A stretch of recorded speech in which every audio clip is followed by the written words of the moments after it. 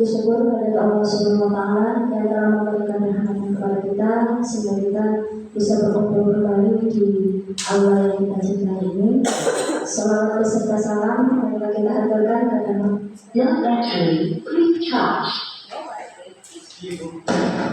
Nabi Muhammad SAW dan kepada sahabatnya yang ada di kita. Baiklah Bapak Ibu, tidak berpanjang waktu. Yang pertama, acara pembukaan, marilah bersama-sama membacakan basmalah sebagai pembukaan acara.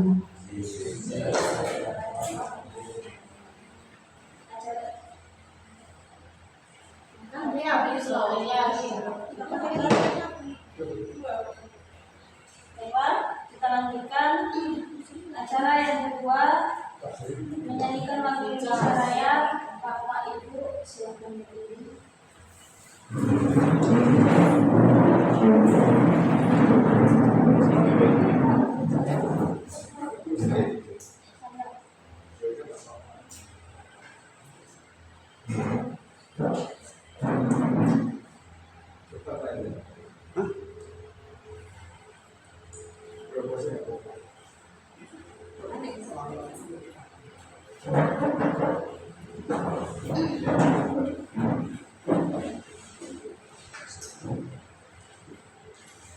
Hiduplah Indonesia Raya, 1, 2, 3.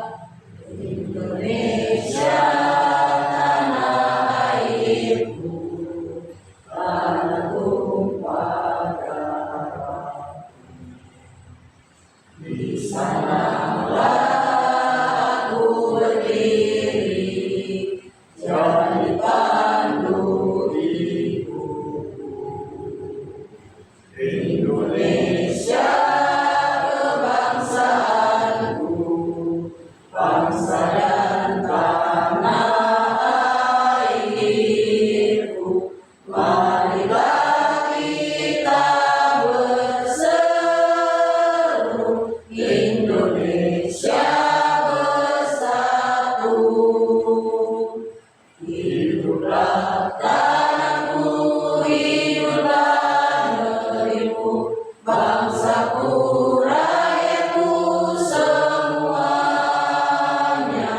Bangga jiwanya, bangga badannya untuk Indonesia Raya. Indonesia Raya, merdeka, merdeka, tanahku, negeriku yang ku cinta. Indonesia Raya, merdeka, merdeka, hiduplah Indonesia Raya. Indonesia Raya, merdeka, merdeka, tanahku, negeriku yang ku cinta. Indonesia Raya, merdeka, merdeka, hiduplah Indonesia Raya. Silakan.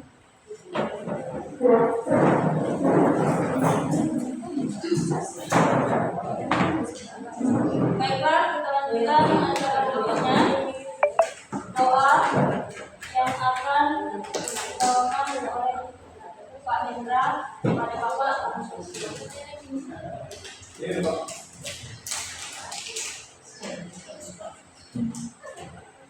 Assalamualaikum warahmatullahi wabarakatuh. Waalaikumsalam warahmatullahi wabarakatuh. Astagfirullahaladzim, astagfirullahaladzim, astagfirullahaladzim, alladzi la ilaha illa huwal hayyul qayyum wa atubu. أعوذ بالله من الشيطان الرجيم بسم الله الرحمن الرحيم الحمد لله رب العالمين حمدا شاكرين حمدا مكافئا ومكافئا مزيدا يا ربنا لك الحمد كما ينبغي لجلال وجهك الكريم وعظيم سلطانك اللهم صل على سيدنا محمد وعلى آل سيدنا محمد اللهم اغفر لنا ذنوبنا ولوالدينا وارحمهما كما ربيانا صغيرا ولجدنا ولجدتنا ولجميع المسلمين والمسلمات والمؤمنين والمؤمنات الأحياء منهم والأموات إنك على كل شيء قدير اللهم هب لنا من أزواجنا وذرياتنا قرة أعين واجعلنا للمتقين إماما اللهم سلامة في ديننا والدنيا والآخرة والعافية في جسدنا وزيادة في علمنا وبركة في رزقنا وتوبة قبل الموت ورحمة عند الموت ومغفرة بعد الموت اللهم هون علينا في سكرات الموت والنجاة من النار والعفو عن الحساب ربنا ظلمنا أنفسنا وإن لم تغفر لنا وترحمنا لنكونن من الخاسرين ربنا آتنا في الدنيا حسنة وفي الآخرة حسنة وقنا عذاب النار سبحان ربك رب العزة عما يصفون وسلام على المرسلين والحمد لله رب العالمين. الفاتحة.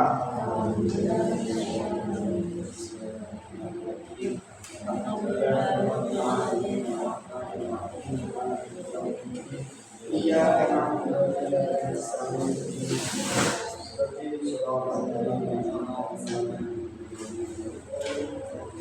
السلام عليكم ورحمة الله وبركاته.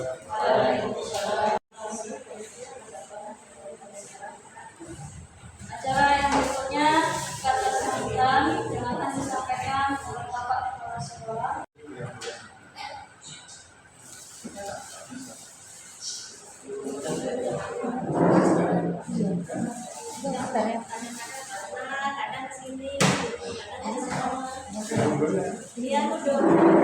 Assalamualaikum warahmatullahi wabarakatuh. Kadang nampak kan orangnya.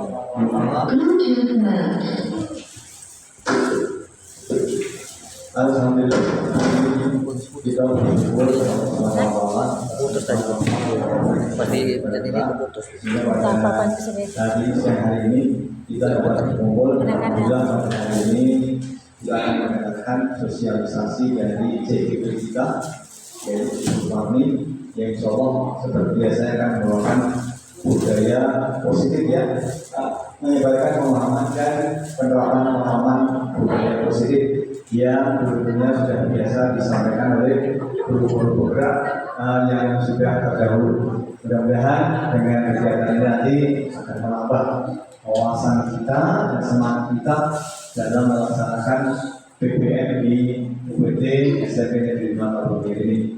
Kemudian setelah berdoa, marilah selanjutnya kita doakan kepada kita Muhammad Rasulullah yang utama adalah Sallallahu Muhammad wa ala Sayyidina Muhammad. Yang terhormati, terutama usulan sebagai CTP kita yang alhamdulillah kalau kita satu, kalau kemarin dua, pertama satu. Kemudian Bapak Ibu juga calon yang sudah bergerak dan dalam bergerak.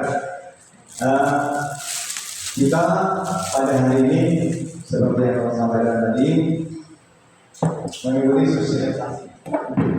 sosialisasi yang disampaikan oleh Suparni.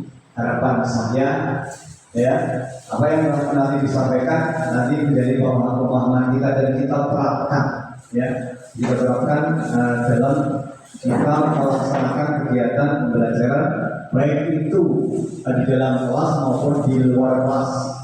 Karena hal ini sangat penting sekali ya, namanya budaya pemahaman positif dan kita terapkan kita sampaikan ke anak-anak supaya hal-hal yang baik saja yang diberikan kepada anak kita.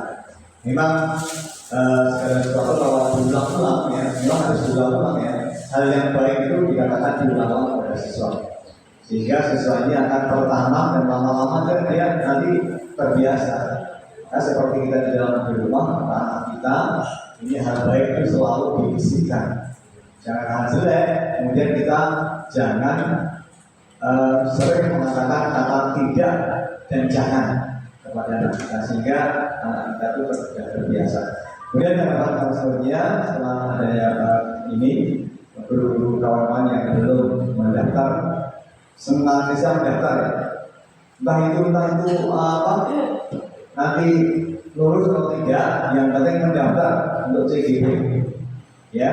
Ya memang di sana sini katakan ada yang nggak baik, karena ternyata sebenarnya baik, hanya tinggal penerapan saja. Memang di sana sini ada guru penggerak, dia sudah jadi guru penggerak, tapi dia tidak bergerak, diam aja. Bahkan datangnya kadang-kadang telat, ada seperti itu. Kadang-kadang kawannya baru pakai baju seragamnya ini dia melakukan sendiri, seperti itu. Kadang-kadang seperti itu ada. Nah, kemudian dia tidak menyalurkan ilmunya kepada kawan-kawannya. Nah, ini itulah yang disoroti katanya guru penggerak itu bagus. Tapi alhamdulillah yang di tempat kita tidak, memang awalnya dari awalnya sudah bagus, ditambah menjadi guru penggerak lebih bagus lagi. Dan besok yang belum, ya, kita semuanya tetap harus mencatat. Baik kita lihat, kita ikuti ya presentasi kami. Ya, mudah-mudahan nanti sampai selesai tidak ada terkendala, baik terkendala maupun mic maupun dan sebagainya, ya. Dan kita bisa mendengarkan dengan sebagainya. Itu aja. Maaf. Assalamualaikum warahmatullahi wabarakatuh.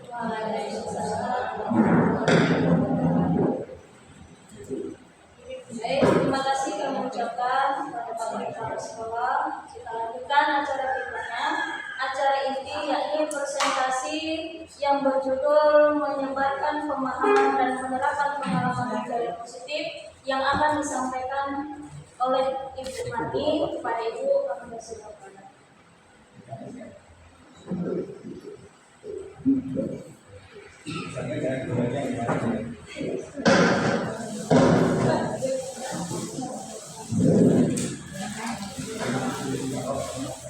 Assalamualaikum warahmatullahi wabarakatuh. Waalaikumsalam warahmatullahi wabarakatuh. Bismillahirrahmanirrahim.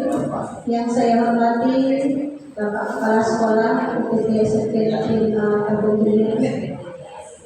Yang saya hormati Bapak Ibu Dewan Guru yang hadir pada siang hari ini, yang sudah menyempatkan waktunya untuk menghadiri kegiatan saya tentang menyebarkan pemahaman dan penerapan pengalaman budaya positif. Selawat dan salam atas junjungan alam yang Nabi besar Muhammad SAW. Semoga kelak kita nantinya selalu mendapat syafaat beliau.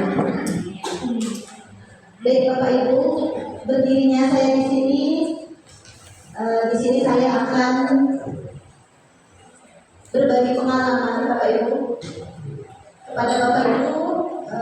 Selama saya sudah mengikuti pendidikan calon guru penggerak atau CGP. Di sini saya merupakan calon guru penggerak dari angkatan 10 yang sebelumnya mungkin sudah ada senior saya yang dari angkatan 7 maupun angkatan 9. Baik Bapak Ibu, adapun judul yang saya ambil tentang penerapan calon guru penggerak di sini adalah yaitu menyebarkan pemahaman dan penerapan pengalaman budaya positif. Sebelumnya saya akan bercerita Bapak Ibu. Saya mengikuti guru penggerak mungkin sudah hampir kurang lebih 2 bulan ya Bapak Ibu. Di sini tugas saya ini adalah tugas dari modul akhir, yaitu modul 1.4 atau modul 1, yang mana dari modul 1 itu ada 4 modul, 1.1, 1.2, 1.3, dan 1.4. Nah, ini adalah tugas akhir dari modul 1.4, yaitu penyebaran budaya positif yang ada di sekolah. Baik Bapak Ibu, tentunya dengan budaya positif itu biasanya sudah sering sekali, bahkan sudah kita terapkan di sekolah kita ini ya Bapak Ibu ya. Ya Bapak Ibu? Ya. Sudah. Ya, alhamdulillah sudah tentunya ya Bapak Ibu. Di sini saya akan menanyakan kepada Bapak Ibu terlebih dahulu. Budaya positif seperti apa yang sudah Bapak Ibu lakukan di sekolah kita? Mungkin dari Bapak Ibu ada yang memberi jawaban atau tanggapannya Bapak Ibu. Baik, boleh tunjuk tangan atau langsung saja. Budaya positif apa yang sudah kita terapkan di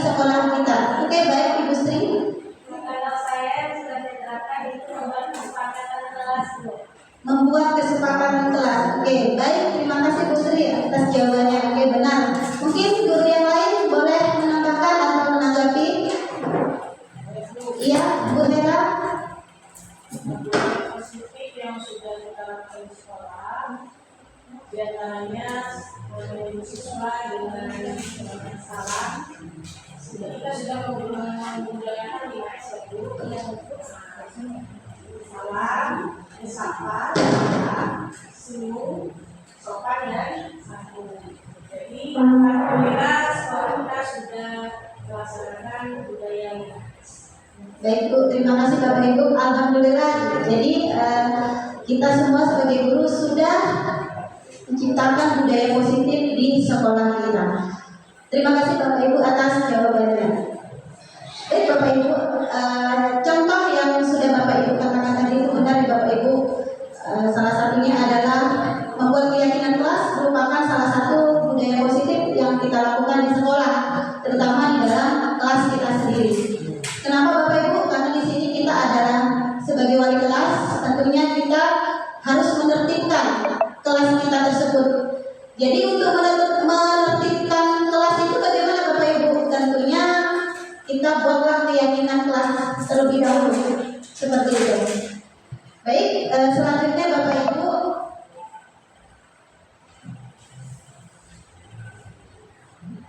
konsep inti dari budaya positif.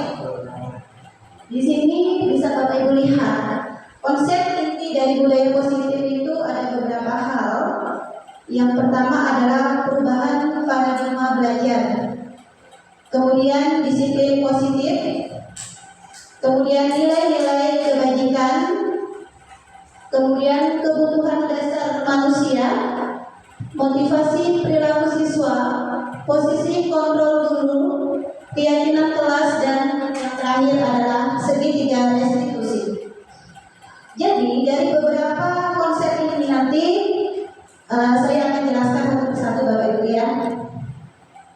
Selanjutnya, nah inilah pembelajaran dengan paradigma baru Bapak Ibu. Pembelajaran dengan paradigma baru itu seperti apa? Yaitu pembelajaran dengan paradigma baru merupakan pembelajaran yang dirancang berdasarkan prinsip pembelajaran berdiferensiasi. Jadi di sini pembelajaran berdasarkan prinsip berdiferensiasi. Seperti apa pembelajaran berdiferensiasi itu Bapak Ibu?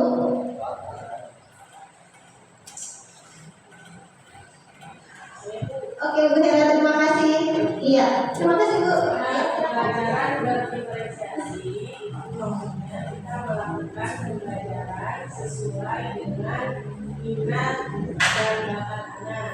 Karena di kelas ya minat dan bakat anak berbeda-beda, jadi kita mengusahakan bisa melakukan pembelajaran sesuai dengan minatnya. Anak yang suka menggambar, kita berikan dia gambar. Siapa yang suka dalam mendengar, berarti kita harus berikan dia berupa objek. Oke, benar Bu. Oke, terima kasih jawabannya Bu. Ya, benar yang dikatakan Bu Hera ya, Bapak Ibu. Berdiferensiasi itu adalah pembelajaran intinya berpusat kepada murid ya Bapak Ibu. Nah, jadi pembelajaran berdiferensiasi itu yaitu pembelajaran yang berpusat kepada murid. Jadi kita harus tahu apa kemauan murid Bapak Ibu. Maka di sini sesuai dengan paradigma Ki Hajar Bapak Ki Hajar Dewantara, yaitu guru sebagai penuntun. Jadi guru di sini adalah sebagai penuntun Bapak Ibu, bukan penuntut.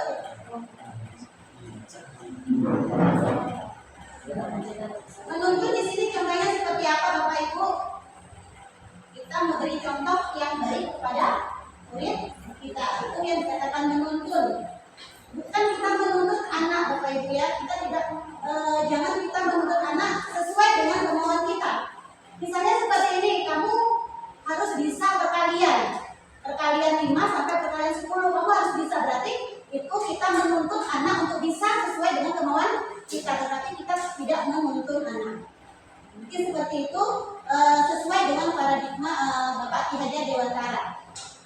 Maka dengan pembelajaran berdiferensiasi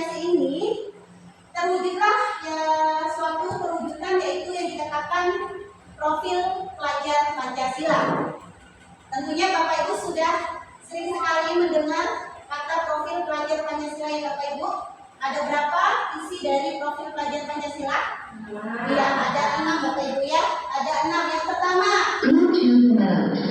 mungkin sering sekali kita sampaikan kepada anak, bahkan anak menyanyi di dalam kelas tentang profil pelajar Pancasila. Yaitu yang pertama apa? Iya, beriman dan bertakwa kepada Tuhan Yang Maha Esa. Ya, dan berakhlak mulia. Di sini tentunya kita sebagai guru Bapak Ibu, kita menginginkan murid kita itu selalu beriman dan bertakwa kepada Tuhan dan berakhlak mulia. Itu yang kita inginkan. Kemudian yang kedua adalah berkolaborasi, berkebinekaan global. Berkebinekaan global ya Bapak Ibu. Apa di sini Bapak Ibu berkebinekaan global? Saling menghargai budaya, saling menghargai, mencintai budaya kita. Ya Bapak Ibu, tidak melihat, memandang ras suku yang berbeda. Itu dikatakan berkebinekaan global. Kemudian bergotong royong. Kita menginginkan siswa kita atau anak didik kita itu saling bergotong royong, saling tolong menolong, saling membantu satu sama lain. Kemudian apa lagi Bapak Ibu? Mandiri ya Bapak Ibu. Mandiri. Nah, apa maksud dari mandiri Bapak Ibu? Iya. Oke, benar Bapak Ibu. Mandiri. Mandiri ya Bapak Ibu. Bisa berdiri sesuai dengan kekuatan sendiri atau tidak terpengaruh dengan orang lain. Tentunya kita menginginkan siswa kita selalu mandiri, tidak terpengaruh dengan orang lain. Kemudian selanjutnya kreatif. Kita menginginkan siswa kita yaitu kreatif Bapak Ibu, memunculkan hal-hal baru ya Bapak Ibu untuk menciptakan suatu mungkin yang belum pernah dilakukan bisa dilakukan. Kemudian yang keenam adalah bernalar kritis. Tentunya di sini juga kita menginginkan anak siswa kita selalu bernalar kritis. Baik Bapak Ibu, selanjutnya yaitu tentang disiplin positif. Mungkin Bapak Ibu sudah membacanya ya Bapak Ibu ya. Di sini disiplin berasal dari kata disiplina yang artinya belajar. Disiplin mengacu pada disiplin diri yang memiliki tanggung jawab terhadap apa yang dilakukannya berdasarkan nilai-nilai yang diyakini.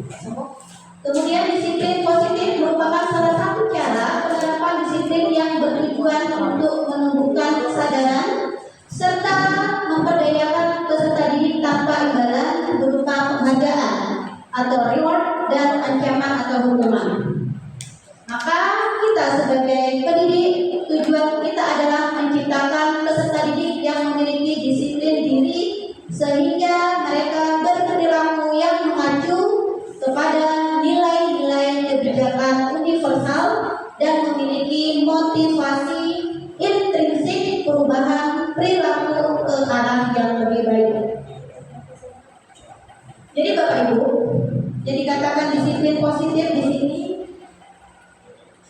kita sebagai peserta didik tidak seharusnya selalu memberikan mungkin imbalan atau penghargaan atau reward atau kita tidak seharusnya memberikan hukuman.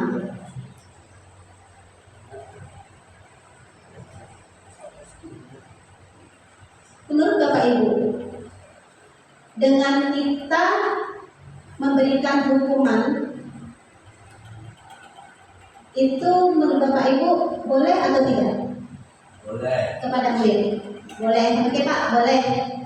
Mungkin hukuman seperti apa Bapak? Ya, dengan mengulangi kesalahan yang berulang. Oke, agar tidak mengulangi kesalahan yang kedua kali maka kita beri hukuman. Bisa seperti apa yang ini Pak hukumannya? Terlambat kemudian musola, maka Oh gitu Pak, ya. terlambat kita beri hukuman dengan menyapu musola mungkin ya Bapak Ibu dan memungut sampah. Baik, ya itu pendapat dari Bapak Jumino. Oke Bapak Ibu, ya saya terima Bapak, terima kasih atas jawabannya.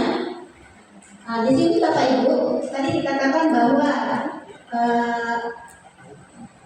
sebagai pendidik tujuan kita adalah menciptakan peserta didik yang memiliki disiplin diri sehingga mereka berperilaku yang mengacu kepada nilai-nilai kebajikan universal. Nilai-nilai kebajikan universal itu seperti apa? Nah di sini yaitu nilai yang disepakati bersama. Kemudian lepas dari suku, bangsa, agama, bahasa maupun latar belakangnya. Contohnya, nilai sesuai dengan profil pelajar Pancasila itu misalnya beriman dan bertakwa kepada Tuhan Yang Maha Esa. Kemudian berakhlak mulia, berkebinekaan global, gotong royong, mandiri, kreatif, dan bernalar kritis. Itu sesuai dengan profil pelajar Pancasila. Kemudian penerapannya yaitu toleransi, rasa hormat, integritas mandiri, menghargai, antusias, empati, keingintahuan, kreativitas, kerjasama, percaya diri, dan komitmen. Kemudian bagaimana dengan keterampilan hidupnya atau life skill-nya? Tentunya ingin dapat dipercaya, lurus hati, pendengar yang aktif, tidak merendahkan orang lain, dan memberikan yang terbaik dari diri.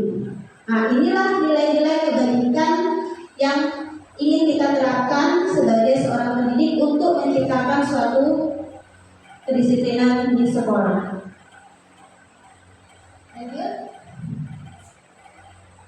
Baik Bapak Ibu, selanjutnya yaitu kebutuhan dasar manusia. Apa itu kebutuhan dasar manusia? Yaitu kebutuhan dasar manusia adalah segala sesuatu yang kita lakukan untuk mendapatkan apa yang kita inginkan. Seluruh tindakan yang kita lakukan memiliki tujuan tertentu, dan semua usaha terbaik yang kita lakukan adalah dalam rangka agar kebutuhan dasar kita terpenuhi dengan baik. Maka, inilah 5 kebutuhan dasar manusia yang harus terpenuhi Bapak Ibu. Ada 5. Yang pertama yaitu bertahan hidup. Tentunya ya Bapak Ibu ya, kita sebagai manusia pasti kebutuhan dasar kita adalah bertahan hidup, perlu sekali. Yang utama ya Bapak Ibu ya, yang mana di sana kita sebagai manusia tentunya harus makan ya Bapak Ibu. Perlu makanan, pakaian, tempat tinggal, kemudian keamanan dan kesehatan. Itu yang utama adalah kebutuhan manusia, yaitu bertahan hidup. Kemudian yang kedua, kasih sayang. Perlu nggak Bapak Ibu kita sebagai manusia kasih sayang itu? Perlu banget Bapak Ibu. Juga sama seperti murid kita Bapak Ibu, siswa kita juga sama. Ya, yang benar, iya benar, perlu sekali Bapak Ibu.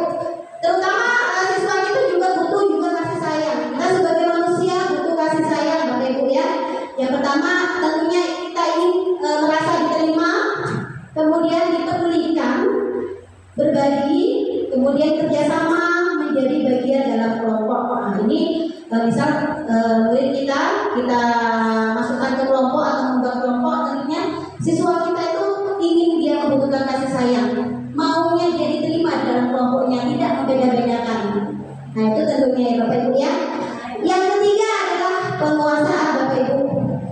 Penguasaan di sini terdiri dari harga diri Bapak Ibu. Kita sebagai manusia butuh penguasaan, yaitu harga diri,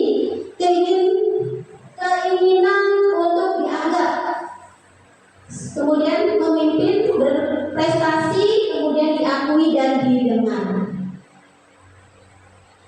Kira-kira penguasaan butuh tidak Bapak Ibu?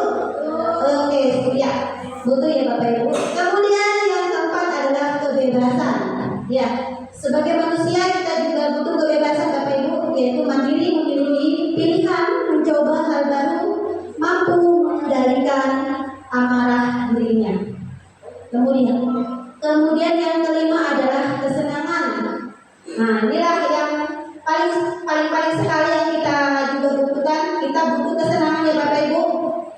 Ya, terutama saya sendiri Bapak Ibu, selama saya di sekolah di PT SMP Negeri 5 ini, saya senang sekali Bapak Ibu. Ya, benar ya Bapak Ibu, ya senang sekali, selalu bergurau, selalu bercanda. Nah, itulah merupakan kebutuhan kita Bapak Ibu. Dengan kesenangan hati kita juga senang, seperti itu Bapak Ibu ya. Nah, itulah 5 kebutuhan dasar manusia. Lanjut Bapak Ibu tentang motivasi perilaku manusia. Nah, motivasi perilaku manusia ini ada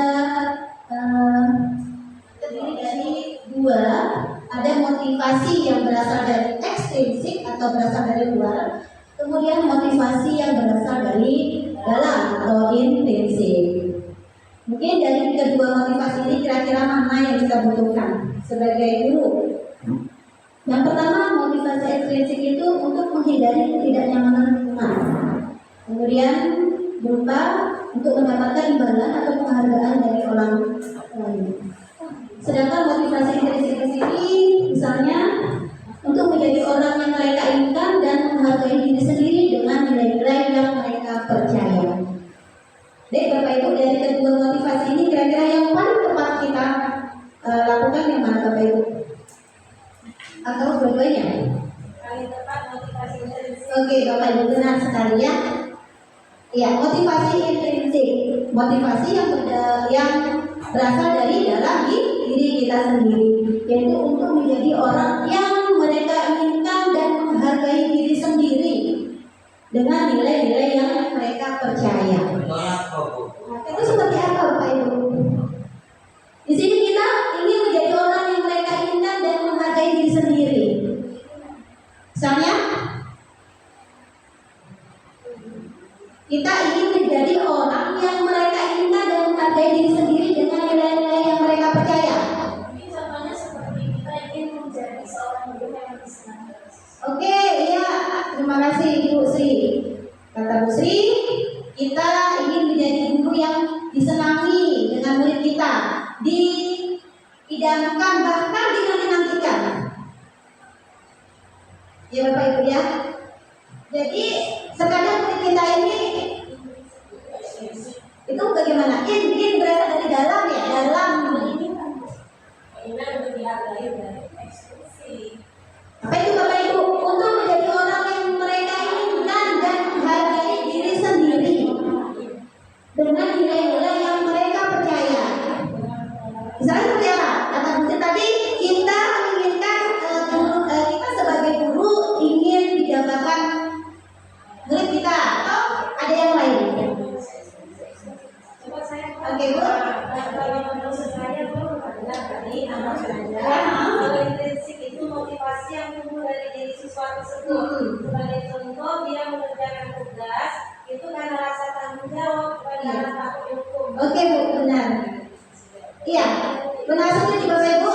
Iya, ya ini contohnya misalnya siswa. Ya, siswa kita melakukan tugas atau tanggung jawab, melakukan tugasnya misalnya mengerjakan PR atau mengerjakan ulangan, dia lakukan karena dia mempunyai tanggung jawab. Ya Bapak Ibu, dia mempunyai tanggung jawab, maka terciptalah di dalam hatinya, dalam dirinya, dia harus mengerjakan PR, dia harus mengerjakan ulangan dengan baik. Ya, tetapi bukan karena imbalan atau bukan karena reward ya Bapak Ibu, karena tanggung jawabnya dia, dari keyakinan diri dia melakukan hal tersebut. Mungkin itu yang bisa disampaikan Ibu Sri ya Bu, Pak. Ada yang menambahkan Pak? Contoh indikator anak yang kayak gitu sudah pernah nggak itu alami? Yang mana itu Pak? Yang datang kesadaran dari dalam diri sendiri, pernah nggak ada seperti itu lah? Oh, kalau untuk saat ini sebenarnya tidak semua mungkin ya Pak ya, ada beberapa anak yang memang ada keyakinan pada dirinya sendiri untuk mendapatkan atau bertanggung jawab atas tugasnya.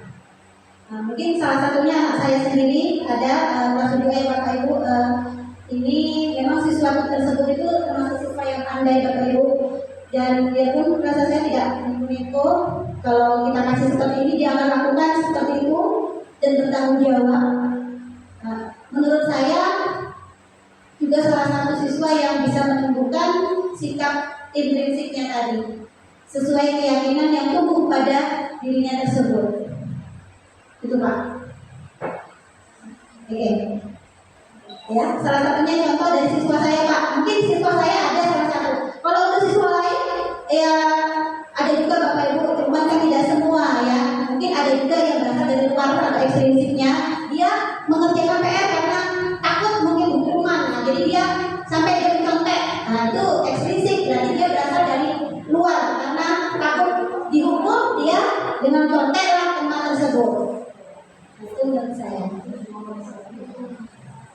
Oke, Pak, gimana? Jadi masalah kan air bersih ada apa, putih ada apa, kedua nggak ada kan? Nah, ataupun tidak, itu gimana maksudnya? Ataupun tidak, ataupun tidak. Sama sekali nggak mau tahu itu gimana maksudnya?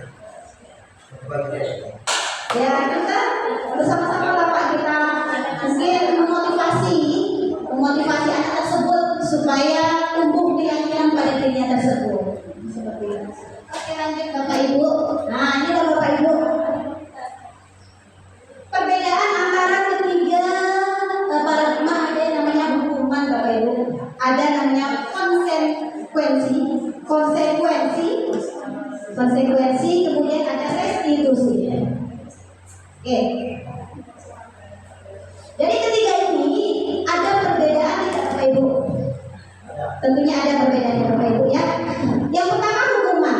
Hukuman adalah ada beberapa tahapan yaitu tidak terencana. Ada hukuman tidak terencana atau tiba-tiba. Kemudian murid tidak tahu apa yang akan terjadi atau dilibatkan. Kemudian bersifat satu arah dan berupa hukuman fisik atau psikis. Ini jika berupa hukuman. Kemudian konsekuensi yaitu terdiri dari terencana atau disepakati. Murid tetap dibuat tidak nyaman. Kemudian sikap guru selalu memonitor murid.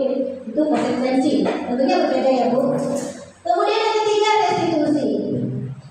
Restitusi di sini adalah proses menciptakan kondisi bagi murid untuk memperbaiki kesalahan. Kemudian proses kolaboratif untuk mengajarkan murid untuk mencari solusi sendiri. Dari ketiga tahapan ini, menurut Bapak Ibu, mana yang paling tepat harus kita lakukan sebagai seorang guru atau pendidik?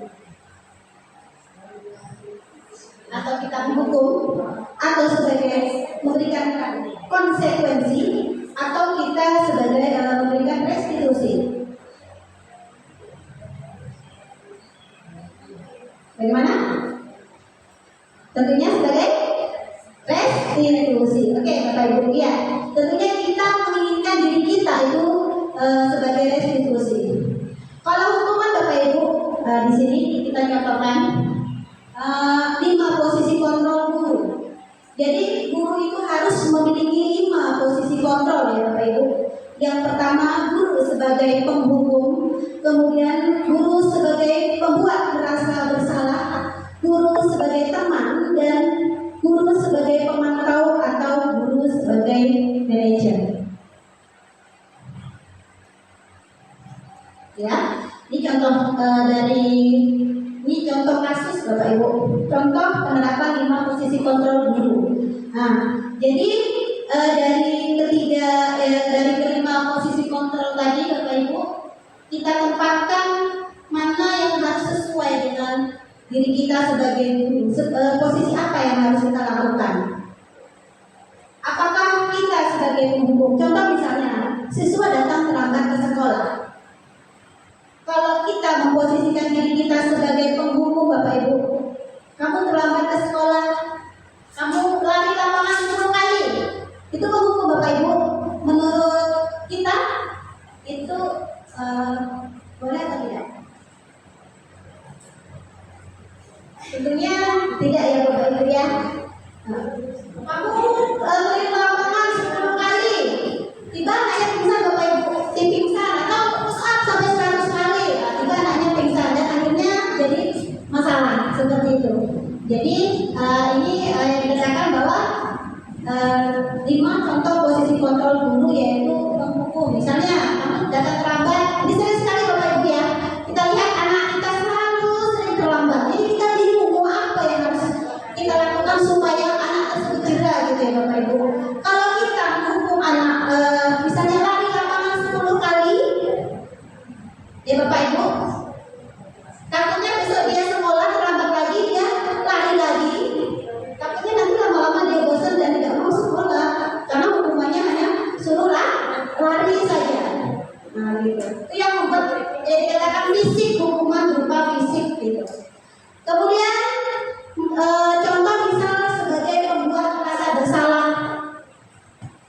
Berapa kali Bapak Ibu mengingatkanmu, tapi kamu selalu mengecewakan Bapak Ibu. Nah, ini adalah posisi kontrol guru sebagai pembuat merasa bersalah. Nah, kemudian yang ketiga, posisi kontrol guru sebagai teman. Misalnya, ayo ikuti peraturan sekolah, ayo ikuti peraturan sekolah. Tolong Bapak Ibu sekali ini ya, jangan berbuat seperti itu lagi. Berarti kita memposisikan kita sebagai teman. Ya, tidak langsung kamu terlambat dan kita memberi hukuman lari 10 kali lapangan. Kemudian sebagai pemantau, posisi guru sebagai pemantau. Kamu sudah melanggar peraturan sekolah. Kamu tahu apa konsekuensinya? Sekali lagi kamu telah datang ke sekolah, surat panggilan orang tua jangan diulangi lagi. Nah, itu posisi kita sebagai pemantau. Seperti itu. Kemudian yang terakhir adalah posisi kita sebagai manajer, Bapak Ibu. Ya, ini contohnya. Apakah kamu tahu kesalahanmu? Kira-kira bagaimana kamu memperbaiki kesalahanmu? Nah, ini contoh sebagai manajer. Jadi dari kelima posisi kontrol ini, menurut Bapak Ibu yang mana yang harus kita lakukan? Kita posisikan diri kita itu sebagai posisi kontrol yang mana Bapak Ibu dari kelima ini? Sebagai penghukum, sebagai pemantau, sebagai teman, atau sebagai manajer?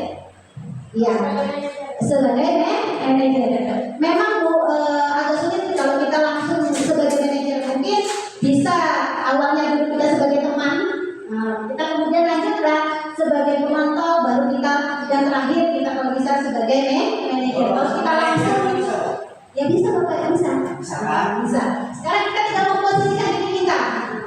Kalau kita nggak sanggup sebagai manajer, mungkin bisa kita sebagai teman atau sebagai pemantau. Boleh nanya Bu? Iya, gimana Bapak? Ya, Begini Bu, kita kan restitusi itu kan kesepakatan menjadi solusi terhadap kesalahan dia ya. Iya. Jadi misalnya nih Bu, ada satu kasus anak ini nggak tiket. Kamu tahu kesalahan nggak tahu? Yes. Kira-kira apa solusinya? Lari aja Pak, ada sama aja menurut kita kan? Jadi gimana itu? Kalau ada sendiri yang menurut, kalau Pak saya training di lapangan atau misalnya saya buka jam aja Pak, gimana? Iya. Di sini Bapak Ibu tentunya siswa kita itu tidak mau dihukum dengan berat Bapak Ibu. Pasti ya. Pasti kalau kita ngasih hukuman, kamu tidak pikir tidak Pak. Kenapa? Karena saya telat tidur kesiangan, jadi saya bangun kesiangan sehingga saya telat masuk ke sekolah. Tapi dia pasti tidak menginginkan saya dihukum dengan berlari gitu. Pasti tidak mau seperti itu. Jadi tentunya tahapan itu Bapak Ibu harus dijelaskan. Memang ya kita harus menanyakan dulu kepada siswa kenapa dia terlambat. Pasti ada alasannya ya Pak. Dia terlambat pasti ada alasannya. Kita lihat ke belakangnya. Seperti itu, tidak harus kita langsung kamu keliling lapangan, kamu hormat bendera, tidak harus seperti itu langsung. Mungkin kita beri arahan, jadi kita beri motivasi supaya dia tidak mengulangi itu bagaimana gitu. Itu menurut saya. Kalau anaknya sendiri yang minta dari lapangan gitu. Oh, saya rasa tidak ada Pak. Ya iya Bu.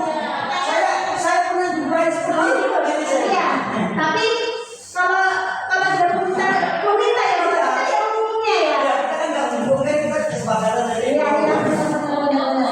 Tetapi di sini ya udah akhirnya kamu keliling lapangan, dampaknya ke kamu itu ada nggak? Kalau seandainya kamu nggak berdampak ke kamu ya udah silakan, nanti kita tidak melakukannya gitu. Tapi ada juga ya Bu, ya seperti itu ya. Oh iya.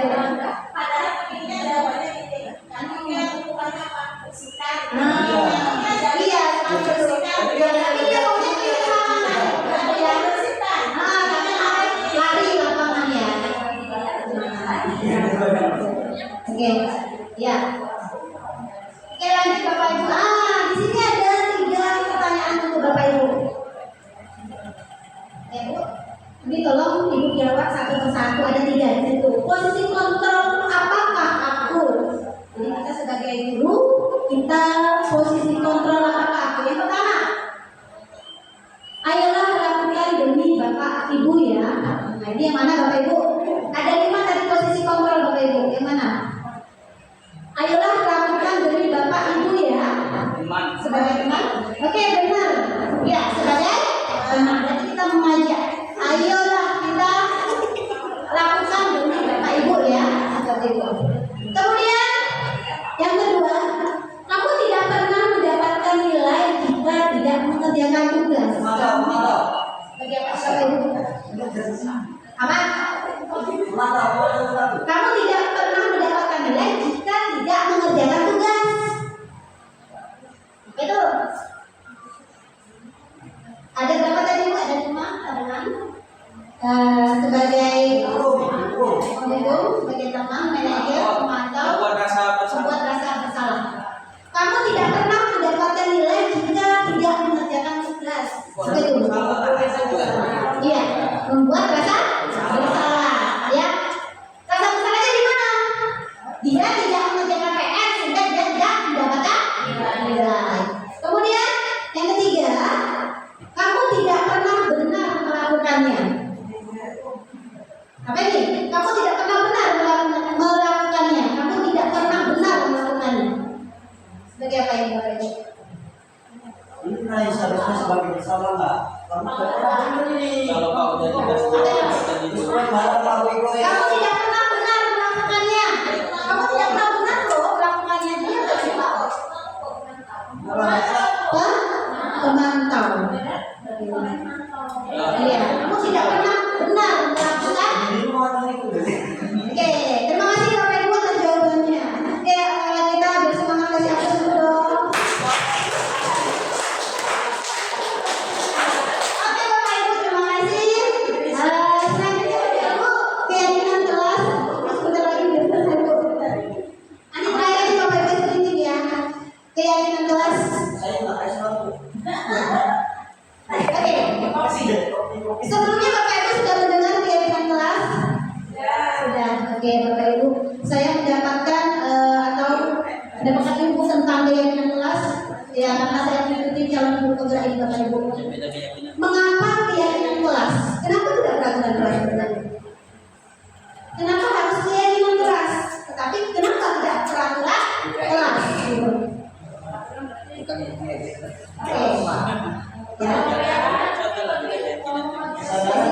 Oke. Contoh semisal seperti ini Bapak Ibu. Bapak Ibu memakai helm itu, ya, untuk berkendara itu tujuannya apa? Supaya selamat untuk menjaga. Oke, supaya tidak menabrak polisi, supaya iya menjaga keselamatan. Mungkin itu tujuannya apa lagi Pak? supaya sampai pada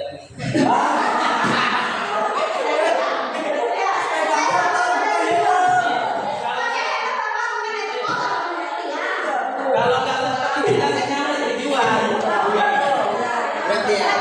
Ya, kalau yang dikatakan Majul itu supaya sampai ke tujuan karena naik motor tadi ya Bapak. Iya. Tujuan kenapa kita memakai helm ada 2 mungkin ya. Yang pertama helm kita untuk menjaga keselamatan. Yang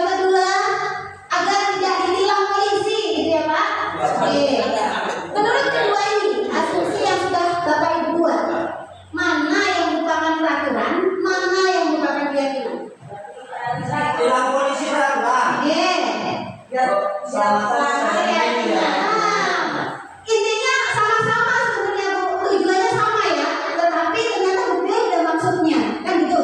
Yang satu dia memakai helm dengan tujuan supaya tidak ditilang polisi, ya Bapak Ibu ya. Jadi kalau dia nampak tidak ada polisi, dia nggak pakai helm gitu ya. Nah, berarti itu peraturan ya Bapak Ibu. Dia suka kalau ada polisi apa pakai helm saya gitu. Kalau tidak ada polisi, tidak nampak, tidak usah pakai helm. Kemudian yang kedua, keyakinan Bapak Ibu tadi dikatakan kita memakai helm karena takut atau terjadi apa untuk menjaga keselamatan kita. Itulah yang dikatakan keyakinan. Memang tumbuh dari diri kita. Saya yakin saya menggunakan helm ini tujuan saya adalah untuk menjaga keselamatan. Itulah yang dikatakan keyakinan. Iya betul. Oke, bagaimana Bapak Ibu? Iya Bapak. Saya mau bertanya, adakah teman kita di keluarga ini yang menerapkan keyakinan doa? Dan ada dampaknya. Kalau sebutkanlah, jadi tidak ada dampak dari keyakinan doa, bukan berdoa yang tidak akan buat doa. Ada lihat itu, adakah perubahan dan apa yang sudah dia buat? Kalau saya di sini Bapak Ibu memang baru mencoba untuk membuat keyakinan kelas Bapak Ibu. Saya baru mencoba, terutama kelas saya sendiri kelas 7A. Di sini apa tujuan dan mengapa saya membuat seperti itu? Intinya saya ingin menertibkan anak saya seperti itu Pak. Itu inti awalnya supaya apa Bapak Ibu? Supaya mereka lebih tertib, mereka lebih disiplin, mereka lebih bertanggung jawab seperti itu Bapak. Jika mereka melanggar dari keyakinan kelas tersebut, tentunya ada konsekuensi yang harus dia dapatkan. Tetapi bukan berarti kita memberikan hukuman seperti itu. Bukan mereka melanggar, tetapi mereka langsung kita beri hukuman. Kita mungkin bisa memberikan konsekuensinya apa? Karena ada perbedaan antara hukuman dan konsekuensi itu berbeda. Seperti itu. Oke, inilah pembentukan keyakinan kelas. Yang pertama bersifat abstrak, berupa pernyataan universal dibuat dalam pernyataan positif sedikit saja agar mudah diingat. Sesuai dengan kondisi kelas dan sekolah sehingga mudah diterapkan. Semua warga sekolah atau warga kelas dilibatkan pada saat membuat keyakinan kelas. Oke, ini adalah keyakinan kelas ya Bapak Ibu. Ada yang poin ketiga, keyakinan kelas itu dibuat dalam pernyataan positif, tidak boleh negatif. Contoh seperti ini, tidak boleh membuang sampah pada tempatnya. Nah itu kata negatif kan? Tidak boleh membuang sampah pada salah ya. Tidak boleh membuang sampah sembarangan. Nggak salah. Jangan nggak boleh pakai kata tidak. Tidak boleh membuang sampah sembarangan. Itu berarti bersifat negatif tidak. Jadi kata positifnya seperti apa untuk mewujudkan keyakinan kelas tersebut?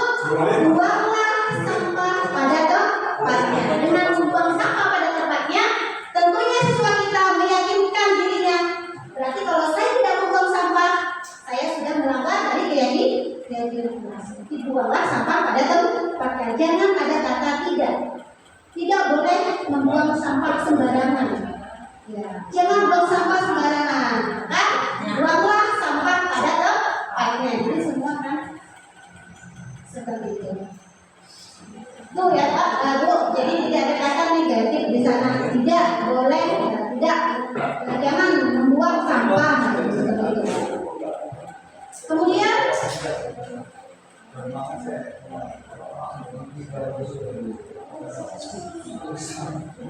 segitiga restitusi.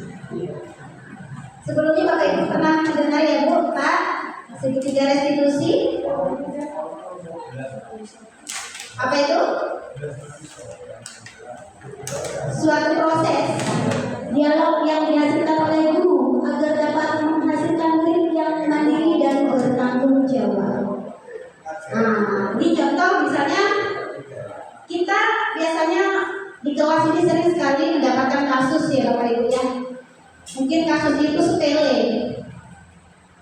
Misal makan di dalam kelas, nah, itu kasus ya Bapak Ibu ya. Makan di dalam kelas gitu. Nah, bukan Pak, bukan makan nggak apa-apa Pak. Siswa kita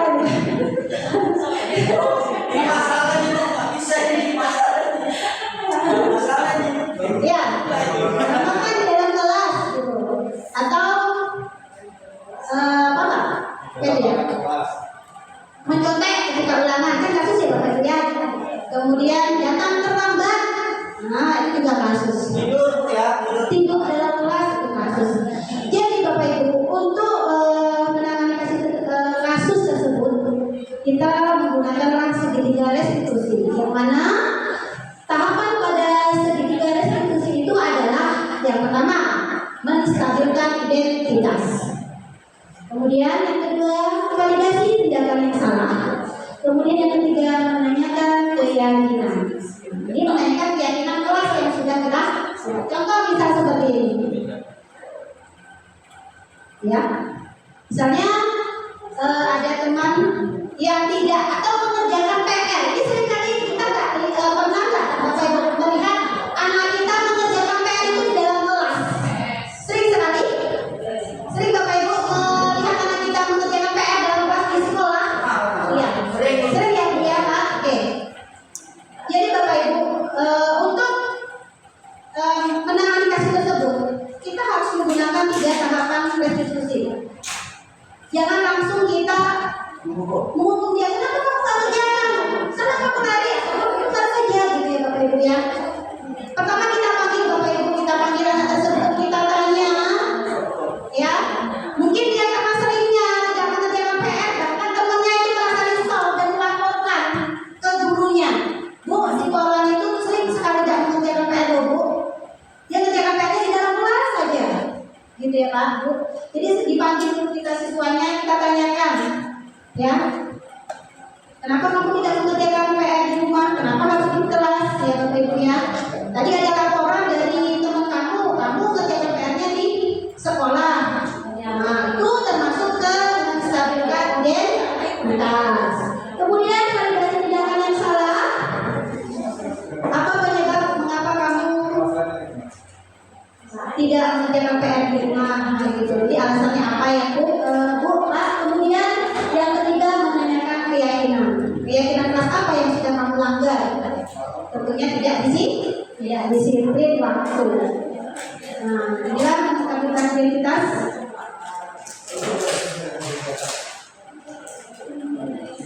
Ini contoh menstabilkan identitas Bu Pak. Bagian prinsip membuat kesalahan adalah bagian dari proses pembelajaran. Itu berbuat salah itu wajar.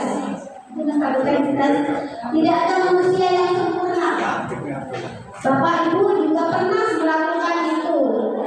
Bapak Ibu tidak mencari siapa yang salah, tetapi Bapak Ibu ingin mencari solusi dari permasalahan ini. Kamu berhak merasa begitu. Nah, itu contoh dari menstabilkan identitas. Kemudian ini tahapan contoh sebagai validasi tindakan yang salah.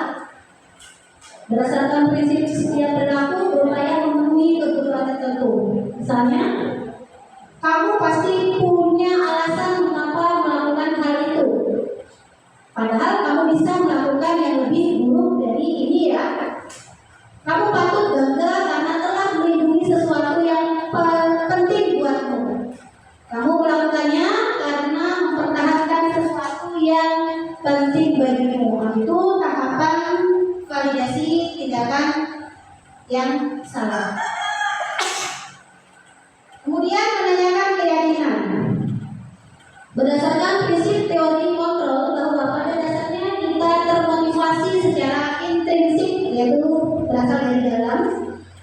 Apa keyakinan kelas kita? Nilai-nilai apa yang telah disepakati bersama? Seperti apa gambaran kelas ideal menurut kamu? Nah, itu pertanyaan untuk menanyakan keyakinan. Oke Bapak Ibu, semangat. Atau kita sedikit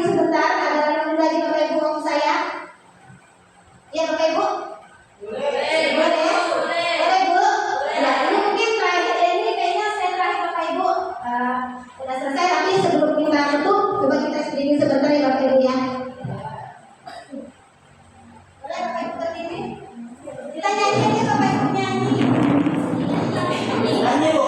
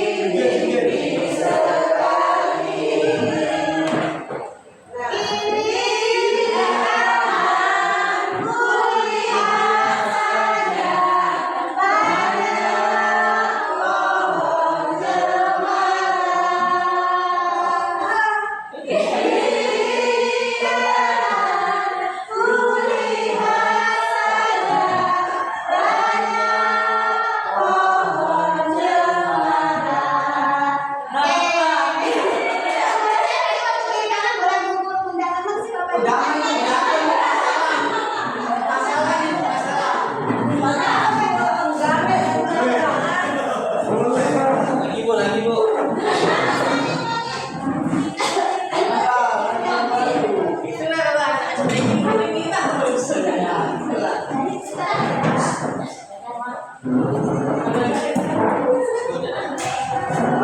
Ini masalah yang datang terlambat.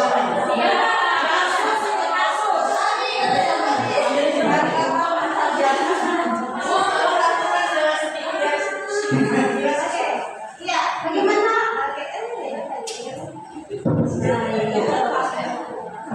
Bunur Laila, Bunur Laila, boleh kemari Bapak Ibu? Iya. Boleh kemari Bu? Boleh kemari Bu? Ya, yang sini sayang.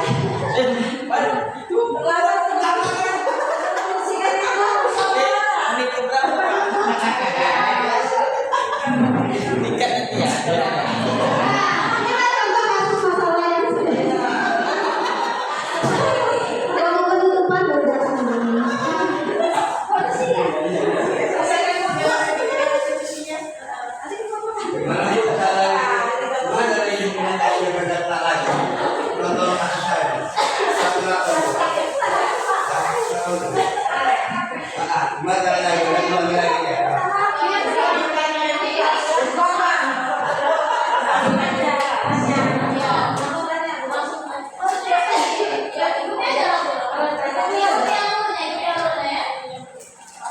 Bunur Laila, Ibu hari ini datang terlambat ya Bu? Bukan begitu, Ibu. Begitu ya? Kenapa? Merah, ya. Mungkin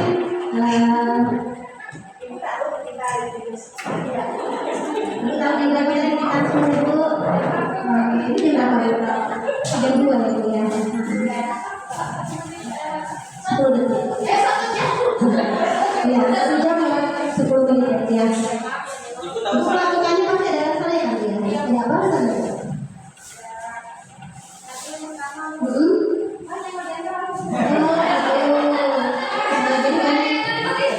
Jadi yang kantor ya Bu ya? Ngantarkan apa itu Bu ya? Bentar. Oh iya, terima kasih. Masuk di data Bu. Oke. Berarti dengan tindakan Ibu kira-kira sudah melanggar keyakinan sekolah kita tidak? Iya. Apa itu yang Ibu langgar? Keyakinan sekolah apa yang sudah Ibu langgar? Oke, iya. Berarti Ibu tidak berarti melanggar disiplin. Oke, terima kasih Bu ya.